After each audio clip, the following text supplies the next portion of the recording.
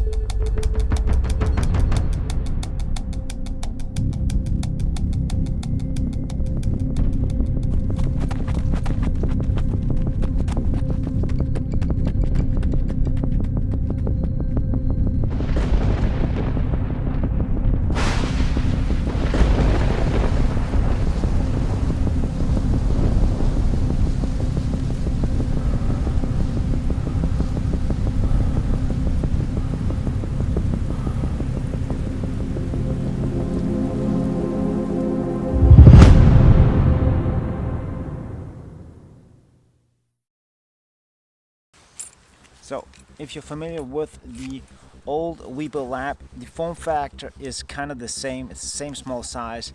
They have adjusted this a bit so you can put a bigger camera on it. You see here I have the follow focus motor. I got a heavy lens on.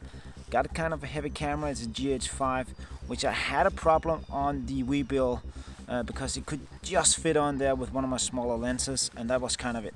But this one, it got 300% more torque on the motors than the old Weebill Lab, which is pretty cool. So one of the great features that they have upgraded is on the screen here. You can now adjust all the settings, the motors, everything on the screen, so you don't have to use the app anymore. Big update on that one. So another great feature on the Weebill S is that they have updated this button here. So on the old version, you had to hold this one down to be able to go into follow mode. Now you can just go into the menu. Let's just see here, key, trigger, instead of hold, just say click. So that means if I am in pan follow and I go down, push the trigger, I'm in follow mode, and now I can use the gimbal like that, in full pan follow like that. And that's the feature that I've been missing on the Weebill Lab. Just double tap and it'll go back to the 0 position or rebalance itself, something like that. So you can still lock all the axes, but there's just one thing I do not understand. That is, why didn't they put the locks on the same side? On the Weebill S, you have the lock here from one axis. There's a lock there. Why is the lock not there? It is on the other side. Just a small thing, but it would just have been great to have the locks on the same side, so I don't have to find it on the other side. Minor detail, not a deal breaker, but just a small detail. If you have the trans-mount follow motor, you can still use that. You see it works perfectly on this one. I have the follow focus on, really dope setup. And yeah, I've upgraded mine with the L bracket, which is pretty cool. And you can also use the SMALLRIG field mount adapter for a monitor, which is also great. Sometimes I forget to unlock this one and just says beep beep beep and goes in some kind of sleep mode, which is pretty good. But You still have the vlogging mode on this one, so if you triple tap it, it will turn around and you got a full vlogging setup. And if I had the monitor there, I had a monitor as well. Works pretty well. I have used it and it works pretty great. It's in a heavy setup, but it works. Have to take the handle off, of course. You can take that one off as well. Put this one there.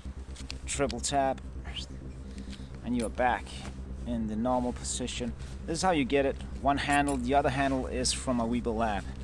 So yeah, if you're considering getting this one, I can recommend it 100%.